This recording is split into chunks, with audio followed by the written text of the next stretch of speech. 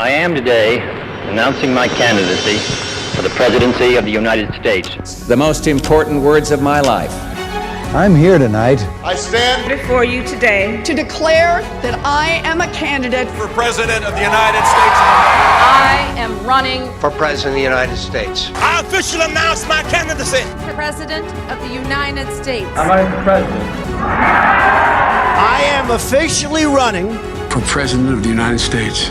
From the University of Virginia Center for Politics, this is Sabato's Crystal Ball, America Votes.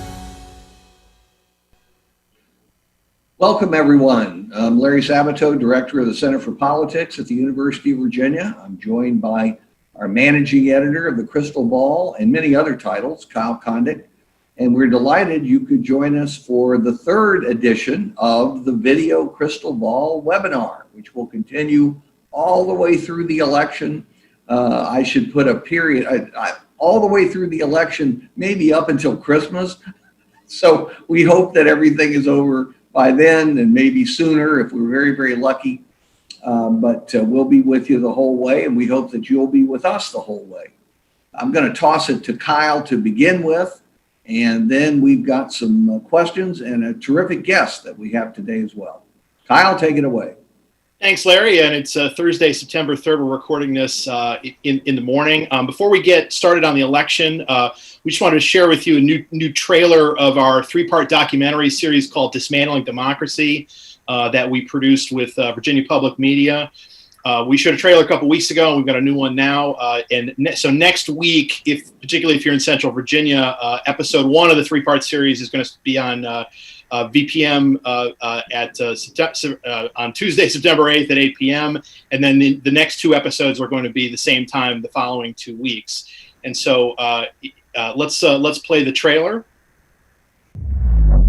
The American system of democracy is still very much an experiment. Democracy has been somewhat discredited.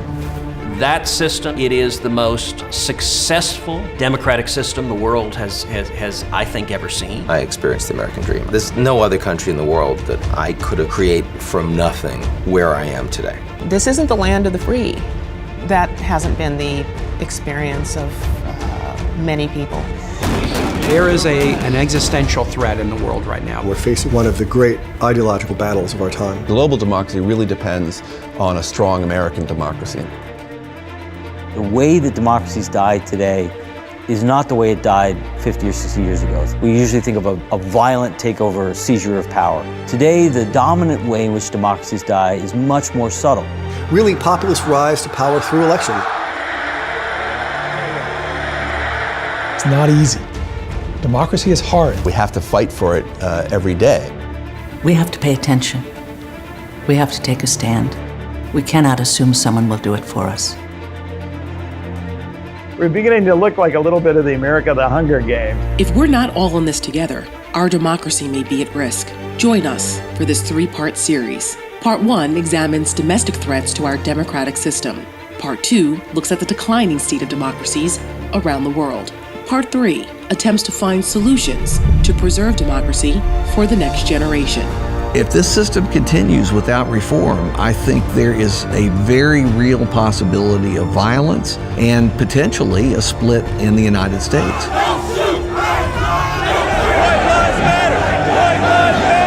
And if we lose faith in that system, then we have to be content with whatever comes along. And literally anything could come along. When I was a little kid, my dad used to say to me all the time, when we faced oppression in Cuba, I had a place to flee to. If we lose our freedom here, where do we go? We're all in this together. So join us for this important and timely series, Dismantling Democracy.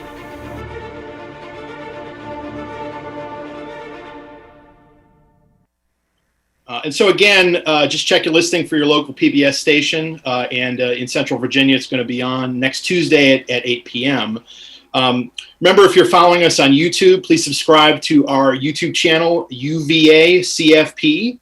And if you want to support us, just use text to give Text USA Votes to 41444. Additionally, in addition to the Crystal Ball program that we're going to be doing next Thursday at 2 p.m., we also have a couple programs on Wednesday that you might be interested in watching either live or on our YouTube channel, where there will be. Starting at 2 o'clock next Wednesday, Larry is going to moderate a panel of some of the experts from our Dismantling Democracy series talking about the crises facing democracy today. And then after that at 3:30, we're going to be hearing from Dorothy Shea, who's the U.S. ambassador to Lebanon, a country that unfortunately has been going through a lot of crisis recently. And for any more information on these programs or to sign up for them, just visit centerforpolitics.org, and the links are right there on the main page. And so with that, let's just get into it. And following Larry and I's conversation, we're going to feature an interview that I did with Ariel Levy, who's senior reporter and polling editor to Huffington Post. Ariel is one of the top experts in the country on following the horse race polling and trying to dissect the polls. We always get a lot of questions from readers and viewers about what to look for in the polls, what sort of trends are going on. And so I had a great conversation with Ariel, so we'll be playing that in a little bit. So first question, Larry, before we close the books on the conventions, we have a question from Angelica Light. The question is, do you draw any conclusions from the TV rating numbers from the two conventions? The answer is no. I don't really draw any great conclusions because these were virtual conventions. And by definition, they lack the energy and the enthusiasm that you see from thousands of delegates and alternates and hangers-on. And for many, many years, I've been a hangers-on, and I'm missing the conventions. But what we saw gave a good representation of each side, and most people tended to watch only the party they identify with. They were cheering for their side. I don't know how many people were really influenced by it. And the audience figures were lower because it wasn't as exciting as normal. Now, Democrats did attract 2 or 3 million total more viewers than Republicans, but we're still talking about low numbers. Let's take the live stream audience into account, and let's say maybe 40 million people watched the conventions. That's 20-some million for the Democrats and upper teens for the Republicans. Let's remember that somewhere around 150 million people will probably vote this November, or earlier, of course, with the pandemic. 150 million versus 40 million. Now, that's nothing to sneeze at, and it's terrific that they watched, although they didn't watch all of it. That's anybody who watched at least a portion of one of the conventions. So may have been just the candidate's acceptance speech, which is fine. People are busy and can't watch everything. But I don't think it's had any real effect. Every survey I've seen so far post-convention has suggested either a tiny bounce or no bounce at all, and I personally vote for no bounce at all. Well, that leads naturally to a question a lot of people are asking right now, and that is that we've got a flood of new polls, really, particularly yesterday and Wednesday, and the big question is the race tightening at all? What do you think, Larry? It is tightening, and it's also widening. Look, this is a laughable discussion. And those of us who are older remember every 4 years, it's the same old thing with many of the same old people who don't remember the prior discussions. It doesn't mean a thing. Please ignore commentary like that. Focus on the big picture. What do the voters care about? How are the candidates positioned on those issues? How are they trying to change their positions? And certainly you can look broadly at the polls, both nationally and in each of the key swing states. Nationally, Biden has a pretty steady lead, 7 to 8%. Some polls have it a little higher. Some polls have it a little lower. That's why you have polling averages. But it's somewhere in a comfortable range. It'll be a surprise if it ends up being bigger or even that size, because Obama has the record from 2008 of all Democrats since Lyndon Johnson in 1964. When Democrats win, they tend to win with a tiny majority or no majority at all, a plurality, as Bill Clinton got twice. So this is silly. And I'm just not going to participate in the discussions about widening or tightening, or let's just say Biden's ahead, but it's a long campaign. It's an intense 2 months, late Labor Day, early election day, plus all the pre-election polling. So just, buckle up. We've got a heck of a ride coming. And look, I think one thing we could take from the numbers that we've seen really for months is that it still seems probably likely that the president's going to have at least some sort of advantage in the Electoral College, meaning that, whatever the sort of decisive state ends up being in the Electoral College, it was Wisconsin last time, voted about 2.5 to 3 points to the right of the nation. I guess the one poll that sort of popped out as being better for the president yesterday was, Monmouth in Pennsylvania had Biden up only 4, but that Pennsylvania is one of the states that maybe could be decisive, and you have a situation where Pennsylvania is probably going to be closer than whatever the national popular vote is. And so that's that I think is worth keeping in mind, and I think it's also a great point to think about, in context of the polls, like Larry, like you said, do we really think that Biden would win by more than Obama in 2008, which was 7 points, which is kind of like a modern landslide, particularly for a Democrat? I guess I've always been a little skeptical of that. You could certainly make the argument that he would if you look at the numbers, but also, boy, we're in such a polarized era. Approval of the president super high with Republicans, disapproval super high with Democrats. This is kind of a trench warfare kind of electoral environment, don't you think, Larry? Yes, absolutely. And this morning I saw again an example of how the elites differ from rank and file voters. We've seen all along from the Lincoln Project, and I think they produce a very slick ads. And the endorsements from many Republican office holders, Democratic office holders, of Democrats, Republicans, of Republicans. But if you have any crossover this year, it's some Republican office holders, past, present office holders who've endorsed Biden. That's interesting. I think it attracts attention. It probably enthuses Democrats. But every survey, good survey I've seen, has Trump somewhere around 90%, sometimes up towards 95% support among Republicans, just as Biden has the same percentage, more or less, among Democrats. So whatever's happening at the elite level for Republicans is not transferring to rank and file Republicans. They're still backing Trump. So we make a mistake when we put too much emphasis on big names in politics, as though they were going to move hundreds of thousands or even millions of votes from one column to another. They cannot. They will not. And if anything, we put too much attention on that. Yeah, I mean, one of the stories that came out this morning is that Rick Snyder, the former governor of Michigan, endorsed Biden. I think Dave Trott, a former Republican House member from Michigan, also did. But yeah, I mean, it's interesting that is happening, but to your point, Larry, it's hard to see that really moves a lot of votes. Kyle, I used to say, and I think it's changed a bit, but I used to say that an endorsement is worth the vote of the endorser and half the time the endorser's spouse. And that's pretty much the extent of it. Now, there are exceptions to that rule, but there aren't many exceptions. And thanks to the secret ballot, we'll never actually know. Yes, right. Sometimes the spouses lie. I don't blame them. Right. Yeah, they're not reliable narrators. So just real quick about the crystal ball this morning, I wrote about the House. We made 14 rating changes in the House this morning, most of them in favor of Democrats, some of them in favor of Republicans. I think it was 10 Democratic, 4 Republican. And please check that out if you're curious about the House. I'm not going to go into the minutia of House ratings here, but one overall takeaway, I think, is that the Democrats have this fairly significant size majority in the House, and they seem pretty likely to hold it. I would say of the 3 categories of races: House, Senate, President, the federal level. We probably I think we certainly feel the most confident in the Democrats holding the House as opposed to the outcome in the other two categories of races. And we had a question from Glenn Wright, who said, is there any indication from polling that voters in swing states or other states may split their votes, as in Trump for president, Democratic for Senate, vice versa?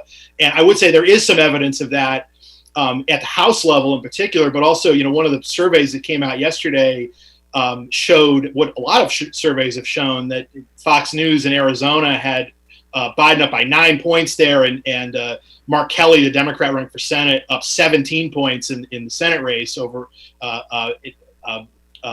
there. And you know, I don't think any of us really think that Mark Kelly's going to win by 17 points or something. However, Kelly's consistently done better than Biden in that state, and McSally's consistently ran behind Trump. So that is something to watch. You'd expect that all to converge at the end, given the sort of partisanship we see, but there are going to be voters who are splitting their tickets. And they might be the decisive voters. Overwhelmingly, those who vote for Trump will vote for all the Republicans in that column. Overwhelmingly, the voters who vote for Biden will vote for all the Democrats from White House to courthouse, because that's the era we're living in. We're living in a highly partisan, polarized era.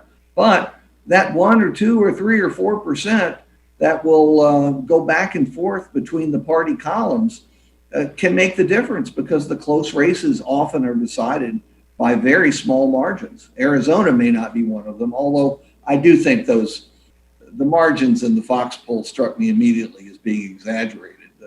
I don't think Biden's going to win that big in Arizona if he wins at all. And I certainly don't think Mark Kelly is going to win by 17 points. You know, you really wonder sometimes what is going on here. And it may simply be the differential response. For whatever reason, Republicans may not be participating in that poll in Arizona. Who knows? And that's why you do polling averages. Otherwise, you sit there and waste hours trying to guess what you'll never know, why a poll turned out the way it did. Yeah, it's definitely good to look at these things and, you know, look at all the polls in the context of the other polls. You know, again, we got a lot on Wednesday. I think, you know, broadly speaking, those numbers were good for Biden. Some of them I think you probably could say are maybe too good to be true for Biden, which I think that the Arizona poll is probably there, even though I think Fox News' polling outfit, they do a really good job. But, you know, not every poll is going to be perfectly reflective of the outcome, particularly several months in advance. And that's something we'll talk to Ariel Edwards-Levy about shortly here. You know, one thing that has come up recently, and I think it sort of almost veers on, you know, conspiracy theory stuff, but something I think is worth addressing, and this is a question from Chris Cox. Who would it ultimately benefit if Joe Biden were not participate in a debate with Trump, and what are the odds that this happens? And you know, Biden has said he wants a fact checker or something, or he wishes there'd be a fact checker at the debates. Nancy Pelosi, the Speaker of the House, said Biden shouldn't participate in the debates. Larry, what do you think about all that? Yeah, and Trump spent about 2 minutes looking at the names of the moderators who are notably fair, in my view. I mean, I've watched at least 2 of them for years and years. And the fact of the matter is, it took him about 2 minutes to bellyache about it and to explain why this was horribly biased and it was so unfair. And, you know, his supporters will buy that. And both sides do it. And you just mentioned what Speaker Pelosi said and what Biden wants. They'll debate, because both of them will look bad if they withdraw. And the candidate who's blamed for it will suffer a bit. But I will bet you it will be the same as it always is, even if there's a serious mistake. Give it a week and everything goes back to stasis, goes back to normal, what it was before the debate.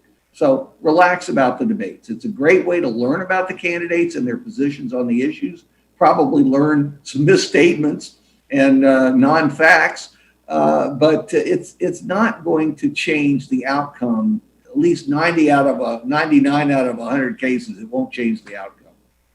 Yeah, the debates have become such a key part, not only of the presidential general election, but also I think the primary season too, where there's usually double digits numbers worth of primary debates. But the debates go back to obviously 1960 with Kennedy and Nixon, and then there wasn't another one until 1976. Isn't that right, Larry? And then that is correct, because Lyndon Johnson learned the lesson of Richard Nixon, and then Richard Nixon learned the lesson of Richard Nixon in 1968 and 1972. Neither one of them, Johnson and Nixon, were good on TV, and they didn't want to face that problem. In Johnson's case, why give Goldwater the opportunity to share a stage with him? And Nixon felt the same way, but he had been stung in 1960 by the debates, and he never debated again. But I think it's fair to say too that so since 1976 we've had at least one every election, and I think it'd be a big shock to the public if for some reason there wasn't debates. And Larry, to your point, whoever the public saw as being responsible or essentially chickening out, for lack of a better term, I think they probably would look pretty bad, right? It absolutely would, and while it wouldn't change votes, it could depress enthusiasm on the party side of the person who was responsible for the cancellation of a debate or debates. So it's just not worth it. Just go through it, scream and yell, do whatever you have to do. And a week later, people won't remember what was said in all probability.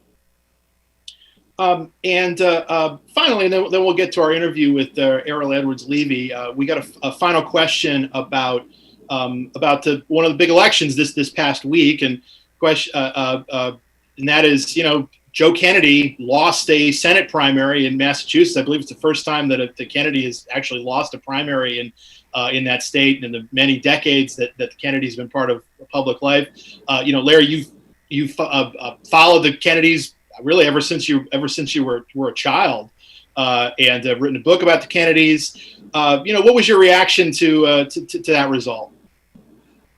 Well, I think if you could go back 6 months, 8 months, almost everybody thought Kennedy would end up winning because it's a Kennedy in Massachusetts, and he's a very attractive candidate. We've had him down here to address students. He did a beautiful job, and he definitely has charisma. Whatever it is in politics, he's got it. But you need more than it.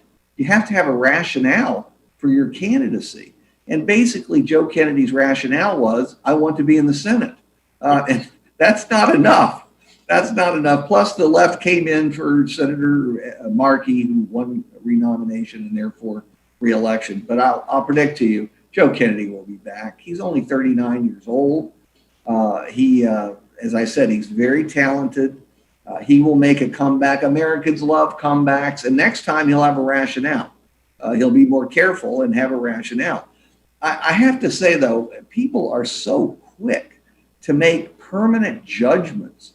I was shocked at some of the rude commentary when Kennedy lost, including the inappropriate use of terms like he was murdered, he's killed off.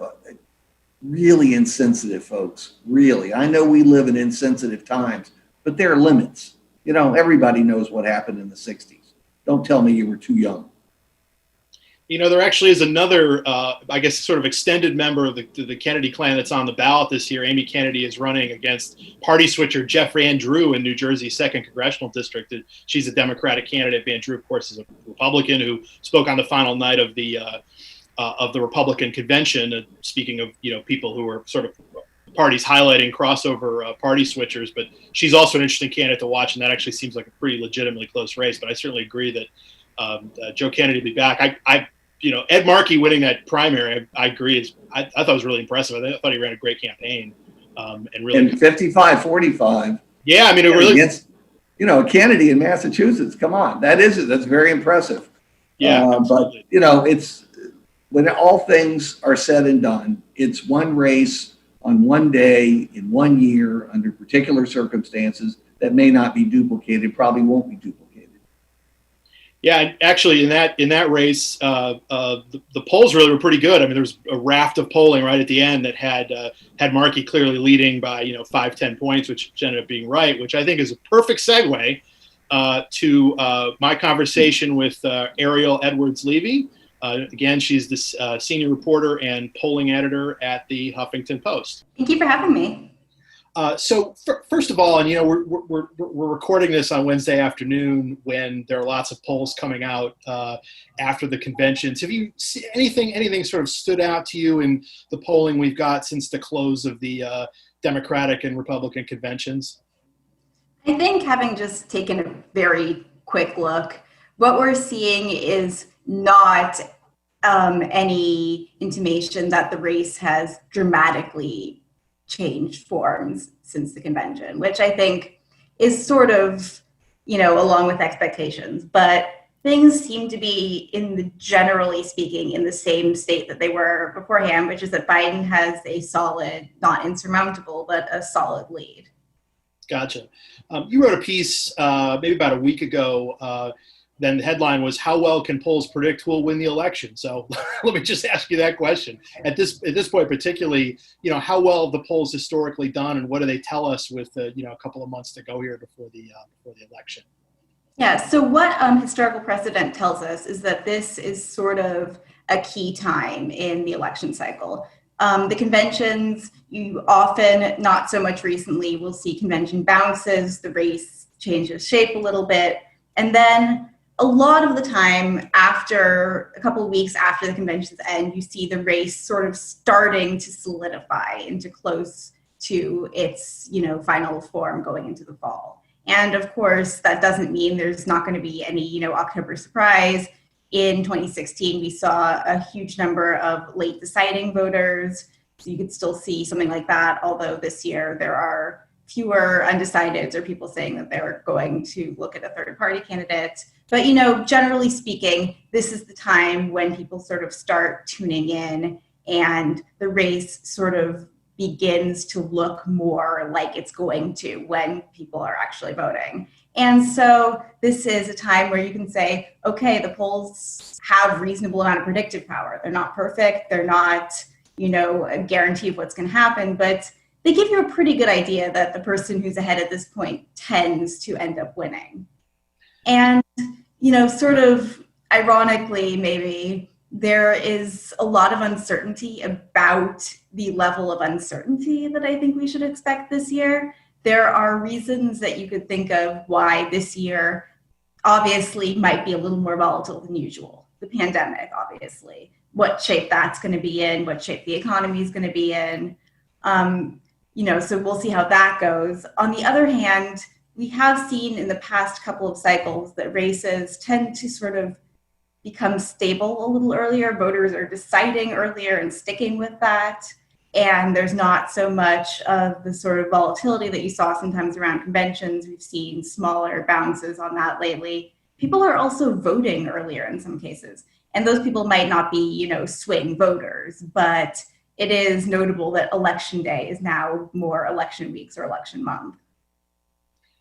You sort of alluded to some of the possible answers to this next question, but when you look at the polls now as compared to 4 years ago, maybe at this time, late August, early September, maybe what's the same and what's different?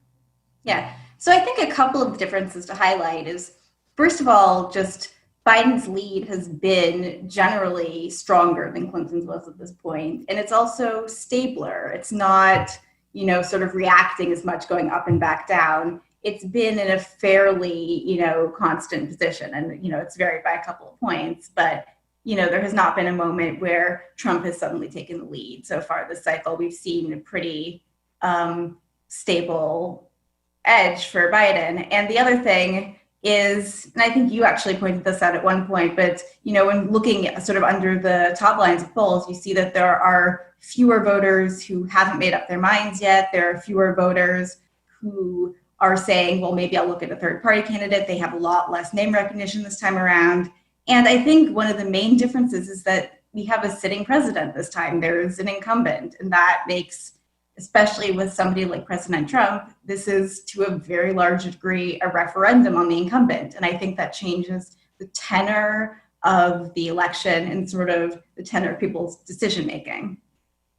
Yeah, and I think it's striking that even when pollsters include the Libertarian candidate and the Green Party candidate by name in polls, the level of support they're getting is usually a lot lower than what the Green and Libertarian candidates got in 2016. And one other thing, and my sense has always been this, and I don't know if this has been your experience in looking at history here too, is that third party candidates usually poll better than they actually perform on election day. I think particularly in the summertime, a few months beforehand. I guess maybe Ross Perot in some ways may have been an exception to that in 1992. But is that your sense generally about third-party candidates? Third-party candidates and sort of how to work with them is always sort of a no-win situation for pollsters. I think if you put them by name and you include them by name in your question, yeah, I think research has showed you're pretty much going to overstate how much support they're going to end up getting. On the other hand, if you don't include that at all, I think there's been a couple of studies that find that you might end up understating it. So it's hard to account for. In general, I do think that a lot of times when you have named third-party candidates in a poll, especially in a year like 2016, what you saw were people saying, well, I don't like the main people, and I'm going to register my feelings about the main candidates by saying, well, I want the other guy, regardless of how strongly you support the other guy. Obviously there ended up still being a considerable third-party vote in 2016, but it does tend to sometimes be overstated in polls. I would agree with that. Yeah, about 6% of voters voted for someone other than Clinton or Trump. Most of that was either to Gary Johnson, a Libertarian, or Jill Stein, the Green Party candidate, although you had write-in efforts like Bernie Sanders got a bunch of write-in votes in Vermont. And, one other thing with including third-party candidates, particularly in a national poll, is that sometimes those candidates actually aren't on the ballot in every state. It looks like the Greens won't be on in Wisconsin, for instance. And particularly if you were to include someone like Kanye West, who is kind of sort of running for president, he's not going to be on the ballot in a whole lot of different places. So naturally, there'd be people in states in a national poll that might say they're voting for him who really aren't even eligible to vote for him. One question that we get a lot, I'm sure you get a lot, is that, to the extent that polls were off in 2016 as compared to the final results, what may have contributed to those polling problems, and how well have pollsters adjusted to fixing these problems in 2020, in your view? Yeah, that's a great question, and obviously one that we're going to be talking about, I think, for years to come, regardless of what happens in 2020. Totally right, yes. The answer is that there were some problems that were fixable and there were some that were not fixable. To back up, and I think, probably most people, listening to a podcast on polling and elections know this, is the national polling was decent, not amazing, but gave a decent sense of what was going to happen. A couple of key states were very off. The polls were uniformly showing a Clinton win. Clinton lost. Those flipped the Electoral College, and therefore the polling did not give people a picture that Trump was going to win those states and thus the election. One issue that is fixable, and that this has been talked about a lot, is the issue of weighting on education. And, just as a quick recap of what that means, pollsters weight their surveys to account for the fact that some people are more likely to respond to polls than other people. One thing that we know is that people who are highly educated are much likelier to answer polls than people who have less college education. Now, traditionally, that wasn't a big deal because those people didn't vote very differently. But in 2016, we saw this new schism developing, where college educated voters went heavily for Clinton and non-college educated voters broke for Trump. So if you're not correcting for the fact that non-college educated voters are less likely to take polls, you're going to end up with fewer people who are these Trump supporters, and that's going to affect your results. Now, there's obviously some disagreement among pollsters about the best way of, adopting this, but I think you have seen generally a lot of people taking steps to correct this in state polls compared to last time around. So that's something that's fixable, that people have looked at, that people have said, okay, we saw that this was a problem in 2016. Let's see what we can do to make sure that that's not a problem this time around. Other issues, sorry, go on. Oh, no, go ahead. I was just going to say, on the less fixable side, take it with a grain of salt when people tell you how they decided to vote. But what exit polls tell us is that a lot of people made up their minds very last minute in 2016. These were people in a lot of cases who didn't really like either candidate, who sort of were pushed into voting for what they saw as the lesser of two evils. Those voters ended up breaking fairly heavily for Donald Trump, especially in those states that went unexpectedly for Trump. And, there's the old saw that pollsters say way too often, which is that polls are snapshots and not predictions. A poll cannot fundamentally tell you what people are going to decide if they haven't decided yet. So we're in an era where the sort of flip side of elections possibly being more stable is that elections have also looked a lot closer. And so when these very small groups of people, these very small flips can make all the difference, it's hard. Polling is not an exact science. So there are some things that are fixable in terms of making sure that we have the best, picture possible. It's never going to be an exact picture, and in a close race, you're always going to have that potential that something gets missed, or there's just some sort of systemic error that's just enough to obscure who ends up winning. Yeah, it's just interesting too that, in each election, it seems like there might be some sort of problem after the fact that pollsters need to correct. I mean, if we were talking after the 2012 election, we might be talking about polls, missing important, Latino voters in a state like Nevada. And frankly, the polls in Nevada still seem like they kind of underestimate Democrats to some extent. And so it just seems like the pollsters are constantly having to try to figure out exactly how they can adjust for things that they might have a hard time anticipating in advance. It's always fighting the last war. In 2012, there was a lot of talk about likely voter models because there was some polling that underestimated, in that case, Barack Obama. This is not, systemic, that Republicans are always underestimated. And in that case, we were talking about, well, are there people who don't sound like they're likely to vote? Maybe they're not following the election that closely, but it turns out that they always knew that they were going to vote for Obama, and therefore they weren't getting counted. So I'm sure after 2020, we will have a new, group of voters or a new methodology that everybody wants to talk about, but it's hard to figure that out in advance. Yeah, also, I'm glad you brought up the likely voter point, because this is also the point in the cycle where you do start to see polls transitioning from asking or from reporting results from registered voters to likely voters. And it's different how different pollsters will try to screen for what they think are going to be likely voters, right? Yeah, and this is also another one of those reasons that I think this year has the potential to be a little bit more volatile in terms of figuring out what the polls mean for who's going to win. Because a lot of how you determine who a likely voter is predicated on their voting history. And this year, a lot of people are not going to be voting this year the way that they have in the past, because a lot of people are looking at mail-in votes. States have gone mail only or allowing people to vote by mail or absentee. People are not necessarily going to want to be in line on election day. So you're seeing a lot of those habits disrupted. And, there are a couple of ways to look for likely voters. The simplest way is, well, just ask them, are you likely to vote? People aren't always the best at predicting that. You can look at, people's self-reported history where they tell you, did you vote in the past?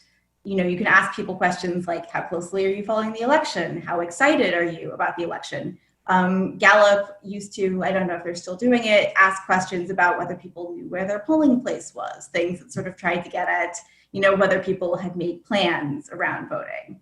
The other way of doing it, and this is something that I think you've seen more and more in recent years from, public and media and academic pollsters, is voter files, where a lot of this data about whether people have voted in the past is public record. So you can start with that, and then you can have an actual record of what people did as opposed to what they're telling you they might do. Gotcha. One other common question that I think you probably get a lot, we get a lot, and this is actually one from a version of it from a reader, Virginia Ainsley, who asked, to what extent do you believe that current polls may be undercounting Trump voters? And so this is getting at the sort of the so-called shy Trump thesis that some people subscribe to. And this is something I know you and others have looked at pretty in depth. Yeah, this is something that has sort of resurfaced a lot lately, and from a couple of sides, where I think Democrats and supporters of Biden are a little gun shy off of 2016. And then Donald Trump supporters are, saying that this is a reason why he's not actually as behind. So a lot of people have reasons for this to resonate with them. And there have been, a couple of attempts at researching this where they've claimed to say, okay, we found an effect. A lot of them, I think, are not hugely convincing to me in some ways. There's a sort of genre that's come out recently of people saying, well, we did a poll and people said that they would lie about this, which is so resembling a logic puzzle in which somebody says that they lie and the other person says they always tell the truth. But, if people are willing to tell pollsters that they lied about something, then theoretically they'd be willing to say that in a poll also. There's also questions where you ask people, well, do you think your neighbors are going to vote for Biden or Trump? And people will use that as a proxy, saying, okay, well, you're too embarrassed to admit it, but what you say your neighbors say is the truth. And the problem there is that a lot of Biden supporters really believe that there is this shy Trump vote, and so they're going to show up on that measure too.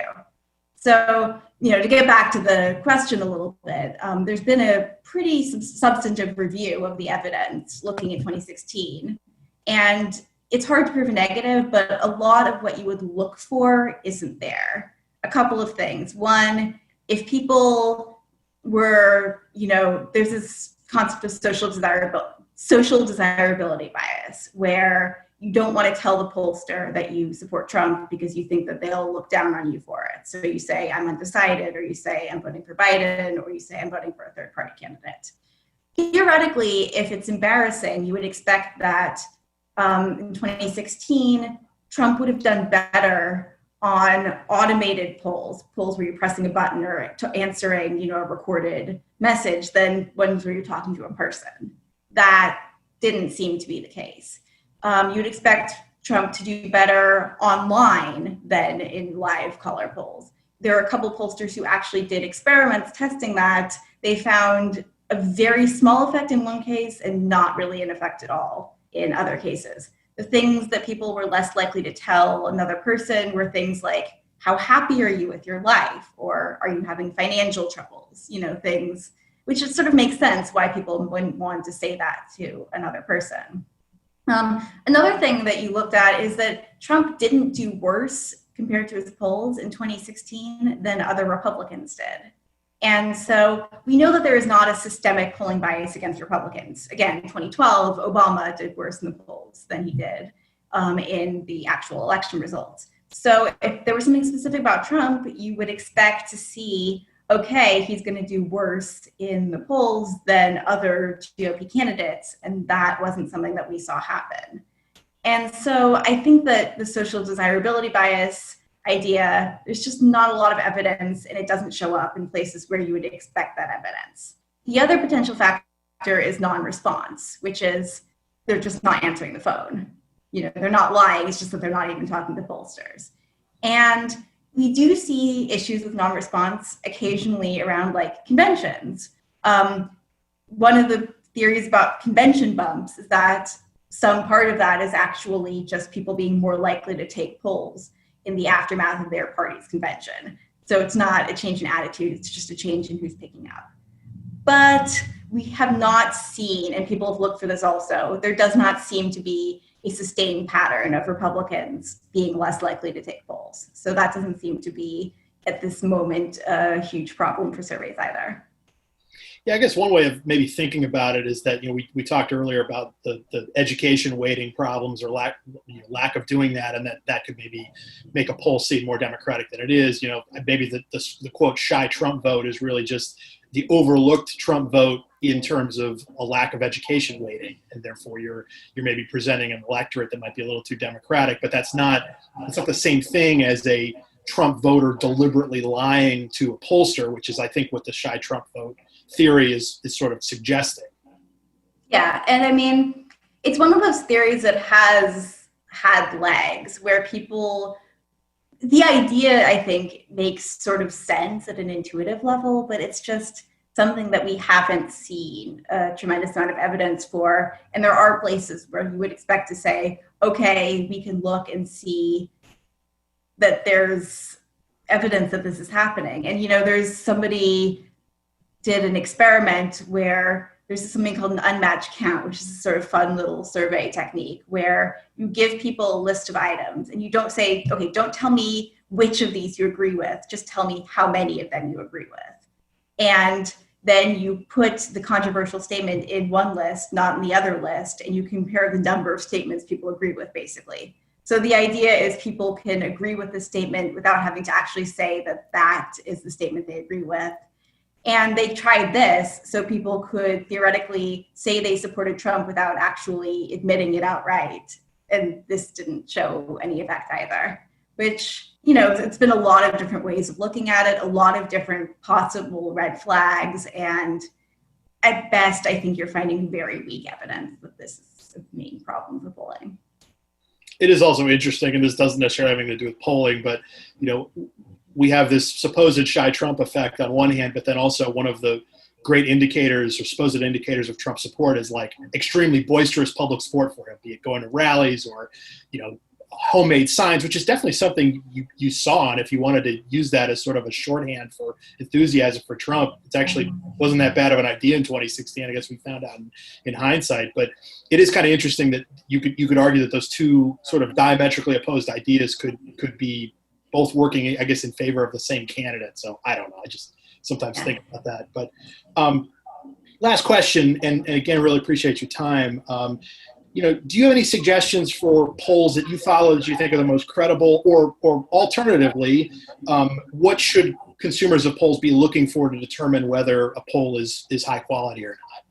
Yeah, that's such a tough question to answer because on one hand, there are definitely polls that are making such an effort to be rigorous and to accept the latest methodology and to make sure that they're counting people accurately. And there are things that are not taking those precautions. But on the other hand, in 2016, we didn't see that polls conducted by what is traditionally called the gold standard methodology necessarily did that much better than, surveys as a whole. So I do think, I think that the concept of, which polls are credible is really difficult because there's not one, easy set of guidelines to rail off that will always make sense. The one thing that I will say, I think you should always look for is transparency. And basically, that's not a guarantee that a poll is going to be accurate or that it's going to be good or that even its methodology is going to be particularly well thought out. But if a poll isn't transparent, then I think that right there is enough of a warning sign to, take it with a huge grain of salt.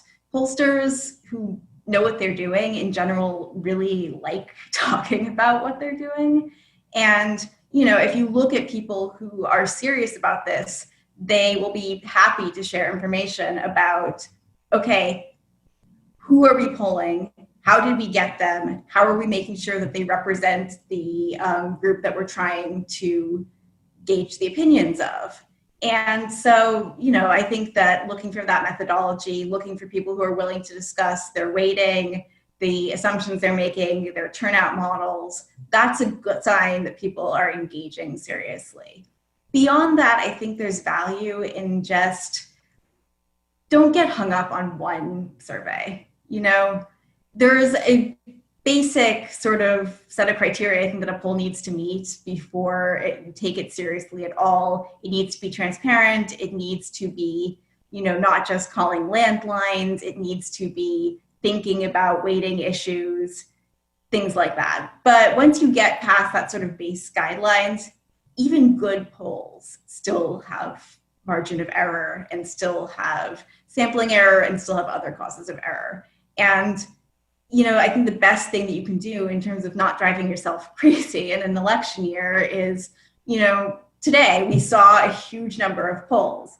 There are definitely times where you can look at a poll and start picking through the methodology, picking through the weighting, and, those critiques can be completely sound. But if that's not something that you're wanting to devote your life to, then I think a lot of times it's easier to just say, okay, there are 10 new polls out and here's what most of them are showing.